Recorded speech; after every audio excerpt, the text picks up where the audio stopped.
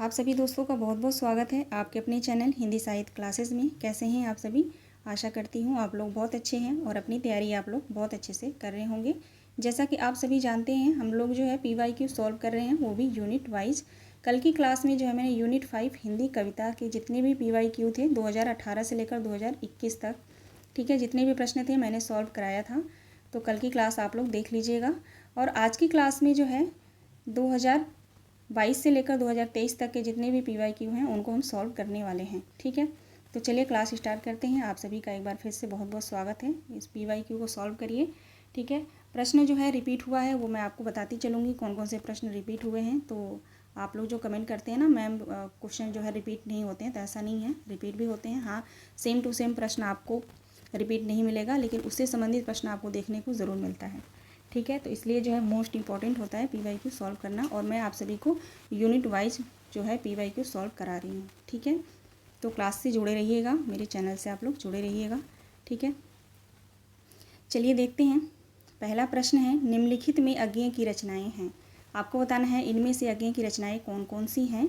आंगन के पार द्वार, इतने पास अपने, नदी पर बाग की छाया, कुछ पत्ते कुछ चिट्ठियाँ। इनमें से कौन कौन सी रचना जो है अज्ञेय की है। केवल A और B, केवल BC, केवल BC, केवल A और C। दो ऑप्शन जो है यहाँ पे सेम है, तो यहाँ पे जो है C और D कर लीजिए, केवल C और D, ठीक है।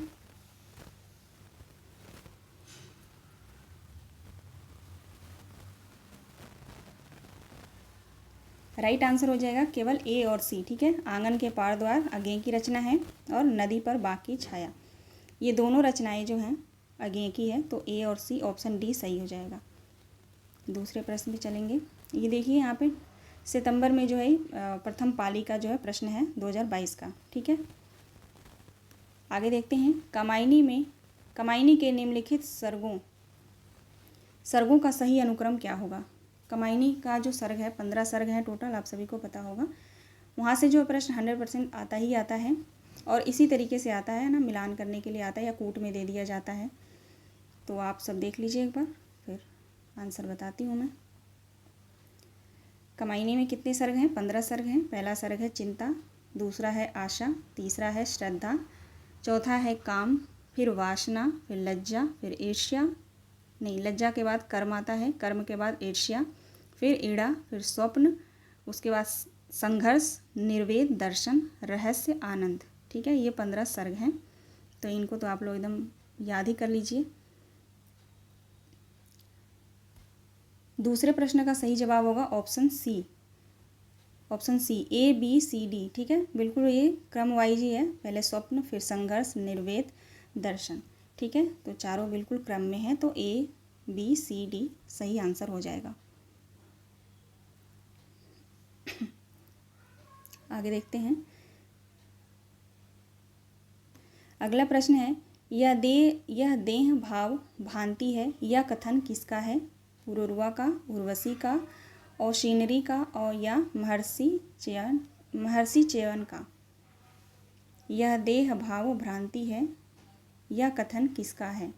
यह कथन उर्वशी का है, ठीक है। उर्वशी का कथन है ये, सितंबर में पूछा गया था 2022 प्रथम पाली में या फर्स्ट शिफ्ट में, ठीक है।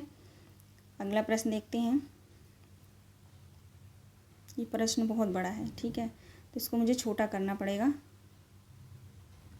सूची 1 को सूची 2 से मिलान करना है। कूट नीचे दिया गया है, उसको हम बाद में देखेंगे कूट में कौन सा ऑप्शन जो है सही है, ठीक है। देखते हैं ऑप्शन A, मित्रता बड़ा अनमोल रतन, कब इसे तोल सकता है धन। यह किसकी पंक्ति है। मित्रता बड़ा अनमोल रतन, कब इसे तोल सकता है धन। यह पंक्ति जो है रामधारी सिंह दिनकर का है, ठीक है। B ऑप्शन देखेंगे। इस देश को है दीन बंधु, आप फिर अपनाइए भगवान, भारतवर्ष को फिर पुण्य भूमि बनाइए। यह पंक्ति जो है किसकी है। यह पंक्ति जो है मैथिली शरण गुप्त की है, ठीक है। पंक्ति पढ़ के ही आपको पता चल जा रहा होगा कि मैथिली शरण गुप्त का जो है ये पंक्ति है, ठीक है। ऑप्शन C देखेंगे। शीतल ज्वाला जलती है, ईंधन होता दृग जल का। यह पंक्ति किसका है। यह पंक्ति जो है जयशंकर प्रसाद का है। ठीक है, जयशंकर प्रसाद। डी ऑप्शन है, नाश भी हूँ मैं अनंत विकास का क्रम भी, त्याग का भी दिन, चरम आसक्ति का तम भी। यह पंक्ति जो है महादेवी वर्मा का है। राइट आंसर हो जाएगा 4 1 2 3। राइट आंसर हो जाएगा 4 1 2 3। चलिए कूट में देख लेते हैं। 4 1 2 3, ऑप्शन डी सही होगा, 4 1 2 3। ठीक है, आगे बढ़ते हैं। अगला प्रश्न है, सूची 1 को सूची 2 से सुमेलित करना है। देखते हैं। ऑप्शन ए, विषमता की पीड़ा से व्यस्त हो रहा स्पंदित विश्व महान। यह पंक्ति किसकी है? यह पंक्ति जयशंकर प्रसाद की है। ठीक है, यह पंक्ति जो है जयशंकर प्रसाद की है। उसके बाद ऑप्शन बी देखेंगे, मिलन के पल केवल 2 4 विरह के कल्प अपार। यह पंक्ति किसकी है? सुमित्रा नंदन पंत की है। ओके। ऑप्शन सी देखेंगे, दिन 12 वर्षों में घोड़े के भी सूने हो गए फिरते। यह पंक्ति किसकी है? मैथिली शरण गुप्त की है। तोड़ दो यह क्षितिज मैं भी देख लूँ उस ओर क्या है। महादेवी वर्मा की है। राइट आंसर हो जाएगा 1 3 2 4, है ना, 1 3 2 4। देखते हैं कूट में। 1 3 2 4, ऑप्शन डी सही जवाब होगा, 1 3 2 और 4। ठीक है, चलिए आगे बढ़ते हैं। छठा प्रश्न देखेंगे। सतपुड़ा के घने जंगल नींद में डूबे हुए, सतपुड़ा के घने जंगल नींद में डूबे हुए से ऊँघते अनमने जंगल, झाड़ ऊंचे और नीचे चुप खड़े हैं आँख मीचे, आँख बोल रही हूँ, आँख मीचे। इसको काट दीजिए। घास चुप है, काश चुप है, मूक शाल पलास चुप है, बन सके तो धसो इनमें, बन सके तो धसो इनमें, धस न पाती हवा जिनमें। उपयुक्त काव्य पंक्तियों का आशय क्या है? सतपुड़ा के घने जंगल कविता से यह पंक्ति दी गई है। ठीक है, यहाँ से पूछा जा रहा है कि इन पंक्तियों का जो है आशय क्या है। ऑप्शन ए है, जंगल घना और भयावह है। ऑप्शन बी है, जंगल में जीवन का कोई निशान नहीं है। ऑप्शन सी है, यहाँ जंगल केवल जंगल नहीं, जीवन की चुनौती है। ऑप्शन डी है, यह जंगल केवल योगी यतियों के लिए उपयुक्त है। इनमें से कौन सा ऑप्शन सही होगा? देखिए, इसमें से जो है ऑप्शन सी सही होगा। ठीक है, यह जंगल केवल जंगल नहीं, जीवन की चुनौती है। ठीक है, तो ऑप्शन सी होगा। तो इस पंक्ति को आप लोग ध्यान से पढ़ लीजिएगा। ठीक है, आगे बढ़ते हैं। अगला प्रश्न है,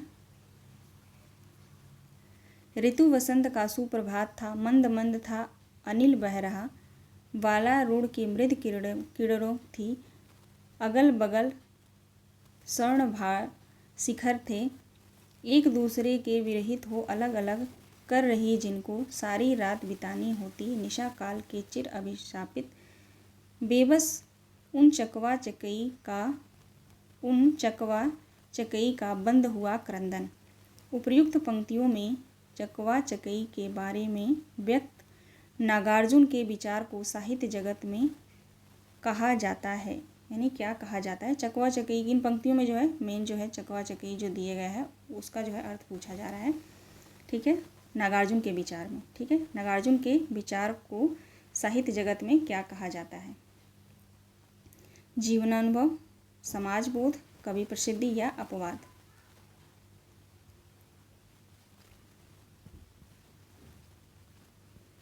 सही जवाब होगा कवि प्रसिद्धि। ठीक है, ऑप्शन सी सही होगा, कवि प्रसिद्धि।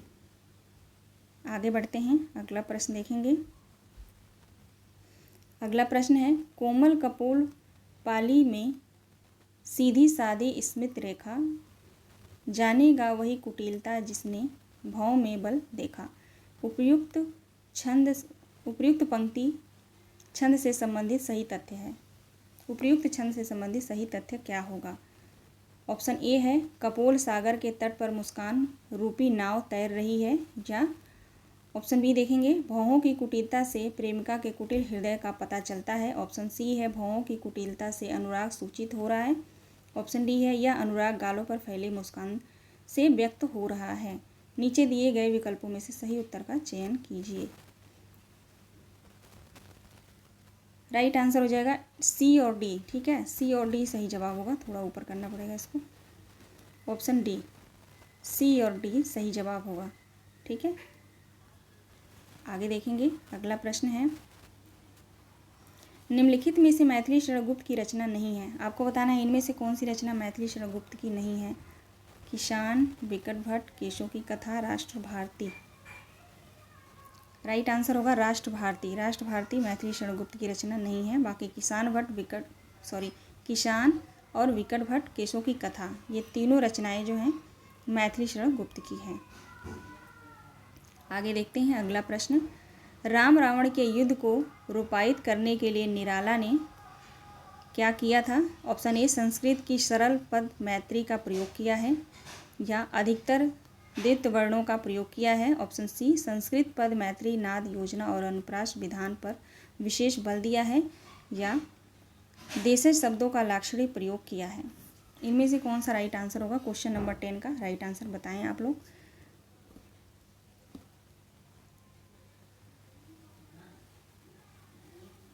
सही जवाब होगा ऑप्शन सी। ठीक है, ऑप्शन सी सही जवाब है। संस्कृत पद मैत्री नाद योजना और अनुप्रास विधान पर विशेष बल दिया है। मोस्ट इंपॉर्टेंट है प्रश्न, ये देख लीजिएगा आप लोग, है ना। चलिए अगला प्रश्न देखेंगे,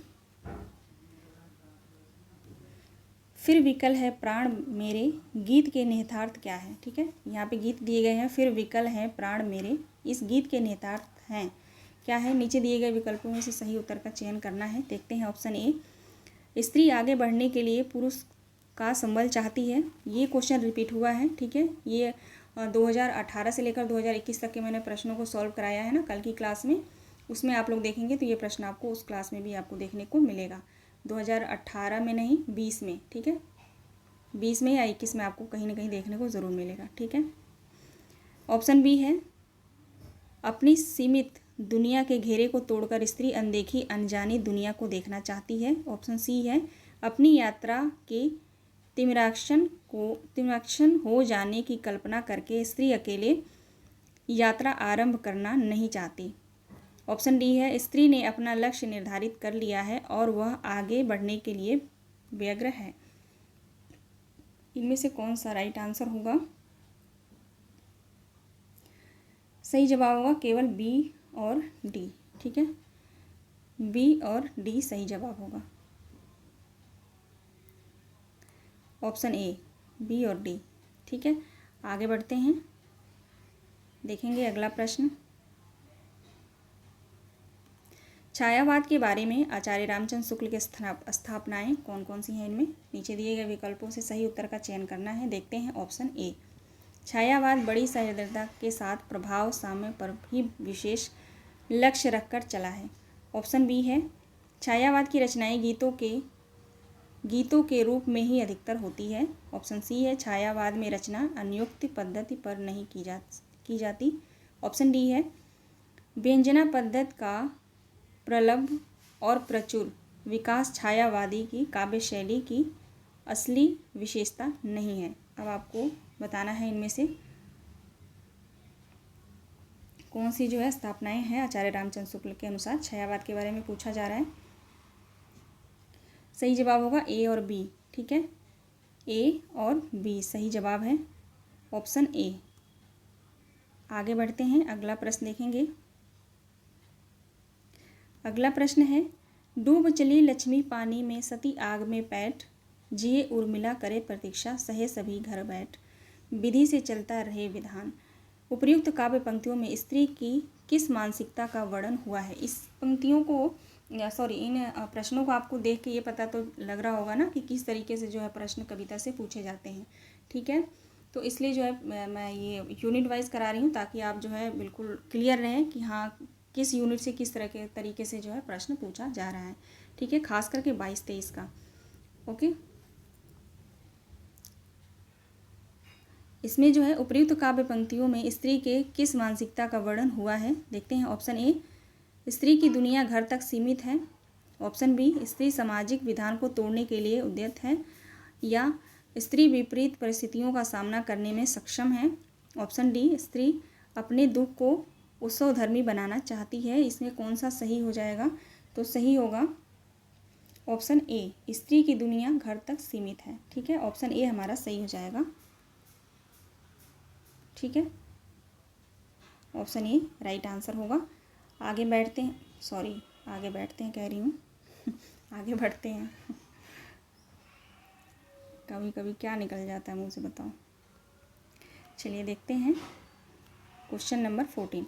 निरख सखी ये खंजन आए गीत से संबंधित तथ्य है।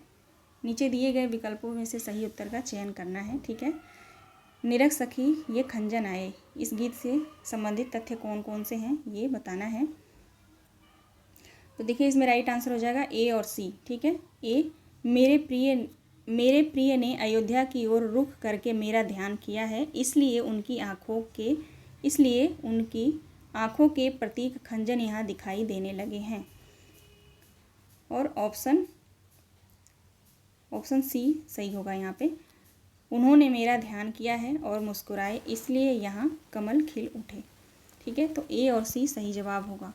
विकल्प में देखते हैं ऑप्शन बी, ए और सी सही जवाब है। अगले प्रश्न में आएंगे, देखते हैं। क्यों पले पीस कर किसी को तू, है बहुत पॉलिसी बुरी तेरी, हम रहे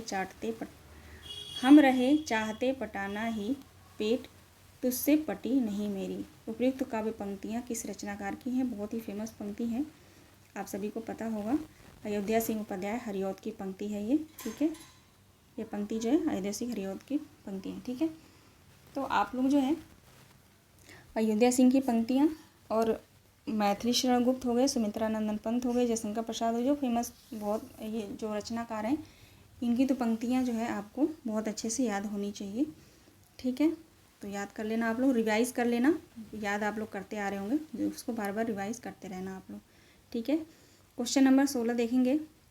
काम मंगल से मंडित श्रेय सर्ग इच्छा का है परिणाम, तिरस्कृत कर उसको तुम भूल बनाते हो असफल भवधाम। उपयुक्त छंद से स्पष्ट है कि प्रसाद ने निवृत्त मार्ग का प्रतिपादन किया है, या प्रवृत्ति मार्ग का प्रतिपादन किया है, या निराशा और कुंठा को महत्व दिया है, या काम को गृहीत किया बताया है। इसमें कौन राइट आंसर होगा? क्वेश्चन नंबर 16 का राइट आंसर हो जाएगा ऑप्शन बी। ठीक है, ऑप्शन बी सही जवाब हुआ, प्रवृत्ति मार्ग का प्रतिपादन किया है इन पंक्ति में।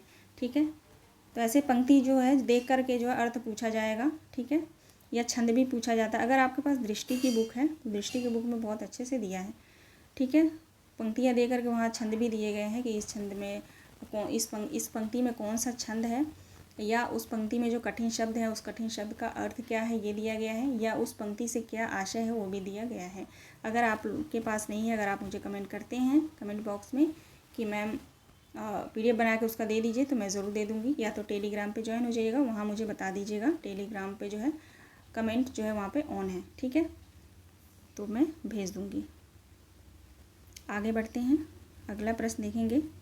यह आख्यान इतना प्राचीन है कि इतिहास में रूपक का अद्भुत मिश्रण हो गया है, इसलिए मनु, श्रद्धा और इड़ा इत्यादि अपना ऐतिहासिक अस्तित्व रखते हुए सांकेतिक अर्थ की भी अभिव्यक्त करे तो मुझे कोई आपत्ति नहीं। मनु अर्थात मन के दोनों पक्षों हृदय और मस्तिष्क का संबंध क्रमशः श्रद्धा इड़ा से सरलता से लग जाता है। कामायनी के बारे में उपयुक्त पंक्तियाँ किसकी है? ये इतनी बड़ी पंक्ति जो है दी गई है, ये पूछा जा रहा है आप सभी से किसकी है? जयशंकर प्रसाद की है, कंफ्यूज नहीं होना है, जयशंकर प्रसाद की ही पंक्ति है। ठीक है, आगे बढ़ते हैं। ये भी क्वेश्चन जो है 2000 सेकेंड शिफ्ट में आया था 2022 में। ठीक है, आगे देखते हैं। छायावाद के बारे में सही कथन है। देखिए छायावाद के बारे में जो है पूछा गया है ना, अभी आप 2023 में जाएंगे वहाँ भी आपको ऐसे प्रश्न देखने को मिलेगा। पिछली क्लास में भी मैंने अभी जो सॉल्व कराए हैं PYQ, तो उसमें भी आपको छायावाद से जो है संबंधित कथन वहाँ भी पूछा गया है। देख लेते हैं। छायावाद के जन्म में रीतिवाद का विरोध नहीं था। रीतिकालीन अतिशय श्रृंगारिता के कारण छायावाद का जन्म हुआ। ऑप्शन सी है छायावाद जहाँ तक आध्यात्मिक प्रेम को लेकर चला वहाँ तक तो रहस्यवाद के ही अंतर्गत रहा है। ऑप्शन डी है मानवतावादी दृष्टि के पेट से ही काव्य में छायावाद का जन्म हुआ। तो आपको बताना है उपयुक्त नीचे दिए गए विकल्पों में से कौन सा सही होगा। राइट आंसर क्या होगा इसका? ए और डी सही जवाब हो जाएगा। ठीक है, छायावाद के जन्म में रीतिवाद का विरोध नहीं हुआ। ठीक है, ये सही है और डी सही है, मानवतावादी दृष्टि के पेट से ही काव्य में छायावाद का जन्म हुआ। ओके, तो ए और डी हमारा राइट आंसर हो जाएगा। सॉरी, नहीं ए और डी नहीं होगा, एक मिनट, सी और डी होगा। ठीक है, छायावाद जहाँ तक आध्यात्मिक प्रेम लेकर चला वहाँ तक तो रहस्यवाद के ही अंतर्गत रहा है। ठीक है, सॉरी, सी ऑप्शन सही होगा और डी ऑप्शन सही होगा, सी और डी। ओके, चलिए देखते हैं ऑप्शन में, ऑप्शन ए, सी और डी राइट आंसर होगा। अगला प्रश्न देखेंगे, परिवर्तन कविता में पंत के अनुसार परिवर्तन है नायक, नर्तक, निर्देशक या विदूषक। परिवर्तन कविता से भी प्रश्न पूछा गया है। परिवर्तन कविता में पंत के अनुसार परिवर्तन है नायक। ठीक है, नायक जो है परिवर्तन है। आगे बढ़ेंगे, अगला प्रश्न देखते हैं।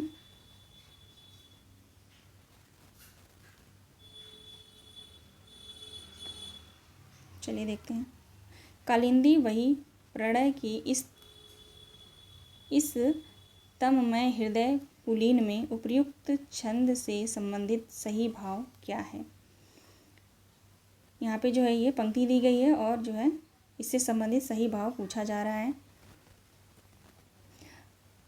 इसका राइट आंसर हो जाएगा, एक मिनट, पूरी पंक्ति नहीं है ये, थोड़ा और छोटा करना पड़ेगा। हाँ, नीरव मुरली करलव चुप अली कुल थे बंद नलीन में, कालिंदी वही प्रणय की इस तममय हृदय पुलीन में, उपर्युक्त छंद से संबंधित सही भाव क्या होगा। तो यहाँ पे जो है राइट आंसर हो जाएगा ए और बी। ठीक है, दुखी और अंधकार में हृदय में प्रेम की कालिंदी प्रभावित हो उठी, और बी, प्रेम में आबद्ध व्यक्ति परम शांति और सुख का अनुभव कर रहे हैं। ठीक है, इस पंक्ति का जो सही भाव होगा वो ए और बी होगा। ठीक है, राइट आंसर होगा ए और B, option B right answer होगा। आगे बढ़ते हैं, बड़े क्वेश्चन है ना, थोड़ा छोटा करना पड़ता है ना। आशा करती हूँ आप लोग को जो है क्लियर दिख रहा होगा। आगे देखते हैं, प्रकाशन वर्ष की दृष्टि से आगे के निम्नलिखित काव्य संग्रहों का सही अनुक्रम क्या होगा। अब आप देख सकते हैं कविता से जो है कैसे कैसे प्रश्न आए हैं। अभी तो 2022 तक के प्रश्नों को हम सॉल्व कर रहे हैं। प्रकाशन वर्ष की दृष्टि से आगे के निम्नलिखित काव्य संग्रहों का सही अनुक्रम क्या क्या होगा। तो पहले आएगा आंगन का पार द्वार। ठीक है, पहले आएगा आंगन का पार द्वार, तो पहले सी है, तो यहाँ पे देख लीजिए ऑप्शन में सी किस में है।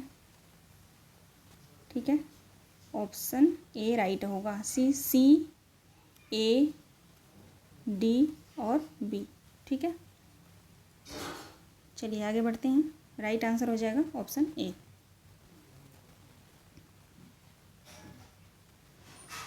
आगे बढ़ते हैं, देखेंगे अगला प्रश्न, असाध्य बीड़ा साहित्य साधना की संकेतक है, प्रियंबद की तरह इसकी साधना में आत्मान्वेषण करना पड़ता है या परान्वेषण करना पड़ता है। ऑप्शन सी है सांस्कृतिक शोध करना पड़ता है या समाज में प्राणमुख होना पड़ता है। राइट आंसर हो जाएगा इसमें पहला। ठीक है, ऑप्शन ए सही जवाब होगा, आत्मान्वेषण करना पड़ता है। देखेंगे असाध्य बीड़ा से पूछा गया है। ठीक है, असाध्य बीड़ा साहित्य साधना की संकेतक है, संकेत यहाँ पे पूछा गया है। ठीक है, आगे देखते हैं अगला प्रश्न, अब आप इस बसंत को ही लो, यह दिन के तात की तरह बनता है, पेड़ों पर लाल लाल पत्तों के हजारों सुगंधे धूप में सींचने के लिए लटकता है। उपयुक्त पंक्तियों में ध्वनित होता है कि मोचीराम मोची नहीं शायर हैं या मोचीराम नए बिंबों और प्रतीकों में बात करता है, मोचीराम बसंत का बयान अपने पेशे की भाषा में करता है, या मोचीराम जिंदगी को किताबी ढंग से जीता है। इसमें क्या सही होगा? इसमें सही हो जाएगा मोचीराम बसंत का बयान अपने पेशे की भाषा में करता है। ऑप्शन सी सही जवाब होगा। ठीक है ना। चलिए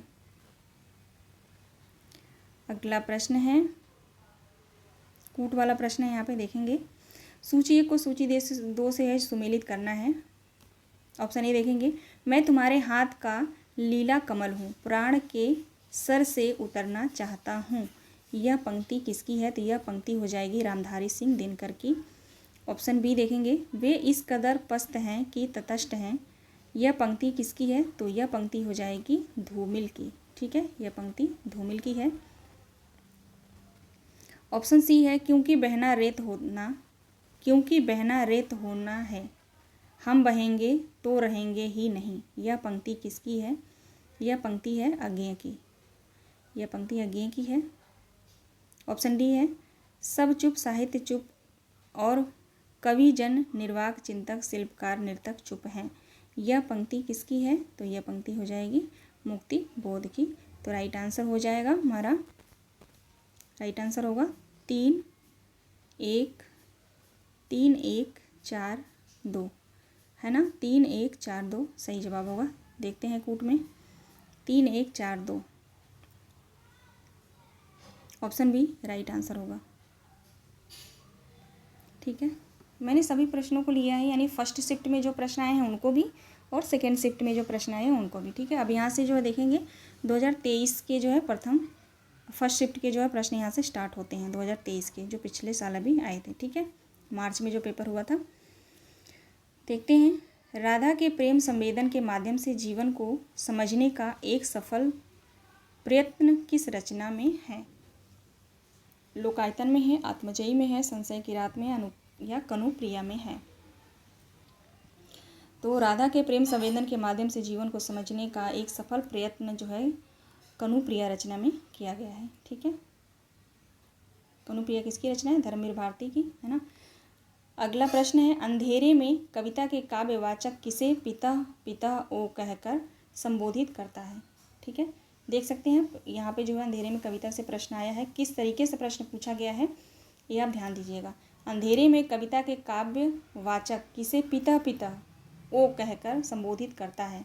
तालस्ताय को, गांधी जी, या सिरफिरा पागल, या तिलक? तो तिलक हो जाएगा, तिलक को। ठीक है, राइट आंसर ऑप्शन डी होगा। आगे बढ़ेंगे, आगे देखेंगे, अन्याय जिधर है उधर शक्ति, अन्याय जिधर है उधर शक्ति, राम की शक्ति पूजा का यह संवाद किसने किससे कहा है? तो राम ने विभीषण से कहा है। ठीक है, यही सही है ना, राम ने विभीषण से कहा था। अन्याय जिधर है उधर शक्ति, राम ने विभीषण से, तो ऑप्शन ए सही जवाब होगा। आगे बढ़ते हैं, अगला प्रश्न देखेंगे हम, भारतेंदु युगीन कविता के निम्नलिखित कथनों पर विचार कीजिए। भारतेंदु युगीन कविता के निम्नलिखित कथन दिए गए हैं, इस पर जो विचार करना है। देखते हैं, भारतेंदु हरिश्चंद्र ने अब्र नाम से उर्दू में कविताएं लिखी। ऑप्शन बी है, दशरथ विलाप और फूलों का गुच्छा खड़ी बोली में रचित है। ठाकुर जगमोहन सिंह कानपुर के रंगमंच वहाँ की संस्था रसिक समाज से जुड़े थे। ऑप्शन 4 है, गीत गोविंद नंद और वर्षा विनोद भारतेंदु हरिश्चंद्र की रचनाएं हैं। ऑप्शन 5 है, भारतेंदु हरिश्चंद्र ने प्रातः समीरन कविता में बंगला के प्यार छंद का प्रयोग किया है, प्यार छंद का प्रयोग किया है। नीचे दिए गए विकल्पों में से सही उत्तर का चयन कीजिए। तो यहाँ पे मैं बता देती हूँ, 2 4 और 5 सही है। ठीक है, 2 4 और 5, 2 4 5 बिल्कुल सही है। ऑप्शन बी राइट आंसर हो जाएगा। ठीक है, अगला प्रश्न देखेंगे, सतपुड़ा के जंगल कविता में जंगल के संबंध में कौन से विशेषण प्रयुक्त हुए हैं? जगमगाते, जगे दीप, नदी में डूबे हुए से चिलचिलाते जले, घिनौने घने, या कंप के कनकने। नीचे दिए गए विकल्पों में से सही उत्तर का चयन कीजिए। सतपुड़ा के जंगल कविता में जंगल से संबंधित कौन कौन से विशेषण है, तो चलिए देखते हैं। राइट आंसर हो जाएगा दूसरा, नींद में डूबे हुए से। ठीक है, उसके बाद चौथा, घिनौने घने, उसके बाद पांचवा, कंप से कनकने। ठीक है, तो राइट आंसर हो जाएगा 2, 4, 5, ऑप्शन डी 2, 4, 5। अगले प्रश्न में चलेंगे। अगला प्रश्न है, प्रिय प्रवास किस छंद में रची गई है। प्रिय प्रवास एक महाकाव्य है, अयोध्या सिंह उपाध्याय हरिऔध की। ठीक है, प्रिय प्रवास में कितने सर्ग हैं, ये लोग आप लोग जो है इसको भी ध्यान रखिएगा। ठीक है, यहाँ पे पूछा जा रहा है प्रिय प्रवास किन छंदों में रची गई है। ठीक है, बहुत से छंदों का प्रयोग हुआ है प्रिय प्रवास में और हर बार प्रश्न पूछा गया है। ठीक है, मोस्टली आप देखेंगे प्रीवियस ईयर क्वेश्चन सॉल्व करेंगे तो आपको ये प्रश्न आपको ज़रूर मिलेगा। ठीक है, तो इनको आप लोग ध्यान रखिएगा। राइट आंसर हो जाएगा 2, 3, 5। ठीक है, द्रुत विलंबित और शार्दुल विक्रीडित और मंदाक्रांता। ठीक है, 2, 3, 5 राइट आंसर हो जाएगा 2, 3, 5, ऑप्शन बी 2, 3, 5 सही जवाब होगा। आगे बढ़ते हैं। अगला प्रश्न है, देखिए फिर से रिपीट हुआ है ना, अभी हमने 22 का जो पेपर सॉल्व किया है उसमें भी कमायनी के सर्ग पूछे गए थे और देखिए फिर 23 में भी पूछा गया है। कमायनी के सर्गों को पहले के बाद में क्रम में लगाइए, इसी तरीके से आता है ये प्रश्न। ठीक है, क्रम में ही लगाने को आता है। ठीक है, तो सबसे पहले आ जाएगा श्रद्धा, उसके बाद काम, श्रद्धा काम लज्जा, है ना, श्रद्धा काम लज्जा कर्म और इड़ा।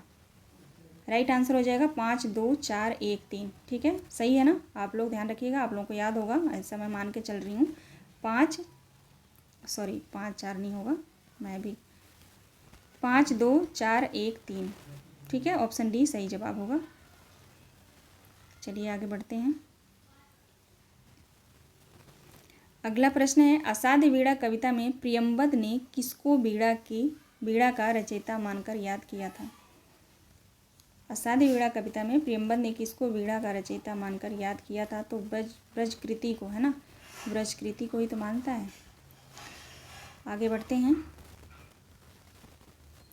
अगला प्रश्न है, शासन की बंदूक, यानी देख सकते हैं कि 2023 का प्रश्न है ये। ठीक है, कौन से कविताओं से प्रश्नों को लिया है ये भी आप लोग देखना ध्यान से, और जो भी जितने भी कविताएं हैं उनको भैया सब पढ़ लेना, है ना, रिवाइज कर लेना। आप लोगों ने पढ़ लिया होगा, रिवाइज करते रहना। ठीक है, शासन की बंदूक कविता किस छंद में है। ठीक है, कौन सी कविता में क्या छंद प्रयोग किया गया है, उन छंदों का नाम याद रखिएगा। दोहा छंद में है शासन की बंदूक, दोहा, ऑप्शन सी दोहा छंद में। ठीक है, आगे देखते हैं। सरोज स्मृति कविता में कवि ने सरोज के लिए कौन कौन से संबोधन प्रयुक्त किए हैं। सरोज स्मृति कविता में सरोज यानी सूर्यकांत त्रिपाठी निराला, है ना, उनकी कविता है सरोज स्मृति। उस कविता में कवि ने सरोज के लिए कौन कौन से संबोधन यानी किस किस नाम से संबोधित किया है सरोज को। ठीक है, ये पूछा जा रहा है यहाँ पे।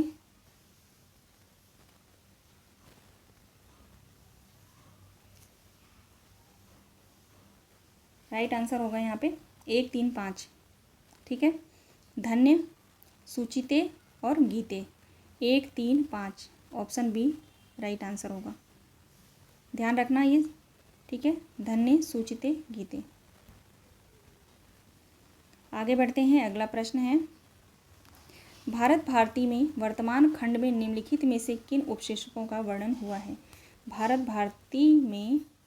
भारती के वर्तमान खंड में पूछा जा रहा है। ठीक है ना, वर्तमान खंड में निम्नलिखित में से किन उपशीर्षकों का वर्णन हुआ है।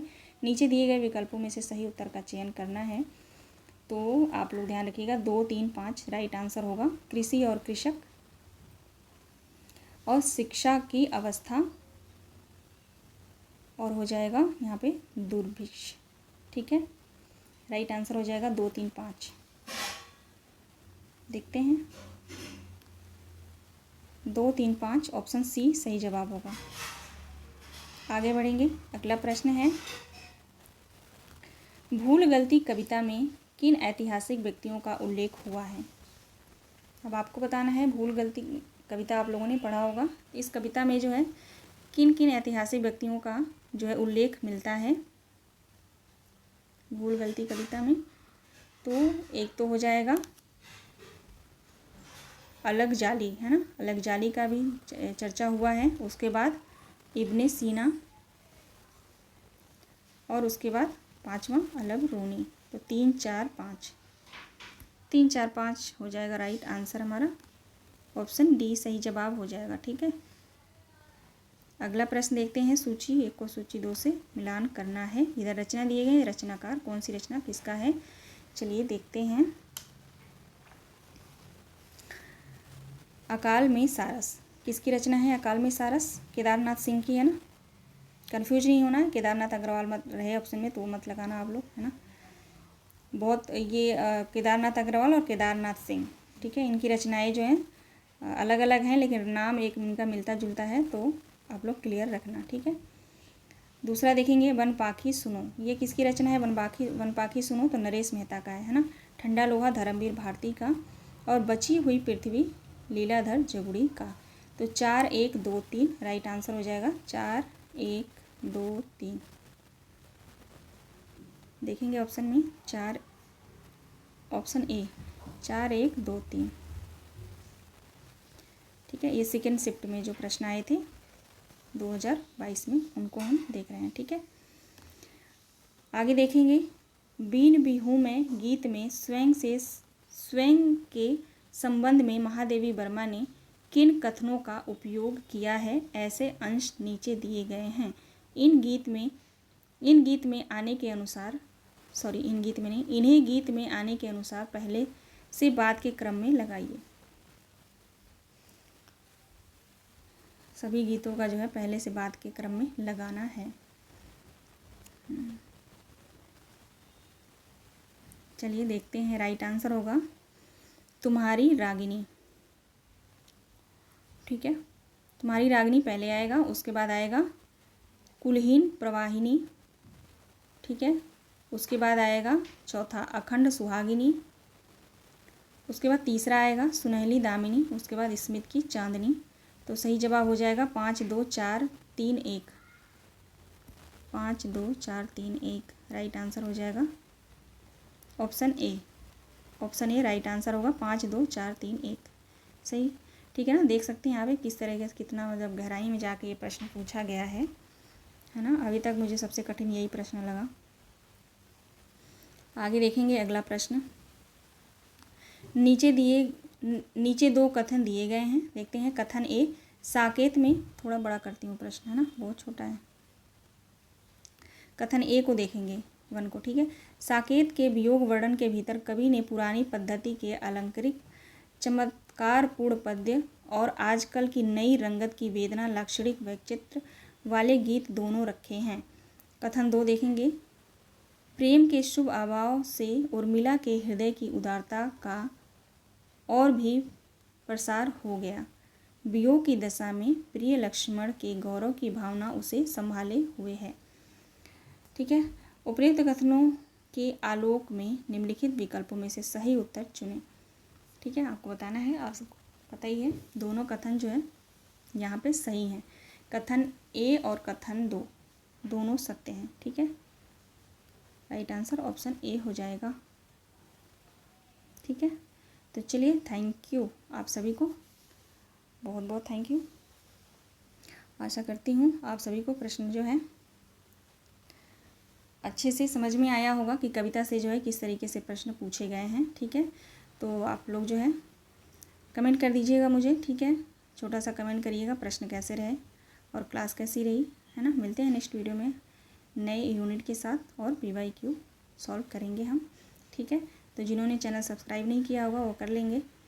ठीक है, क्योंकि आप लोगों ने भी देखा होगा कि यूट्यूब चैनल पे जो है यूनिट वाइज बहुत कम PYQ शायद ही कोई सॉल्व कराया हो, मैंने तो नहीं देखा।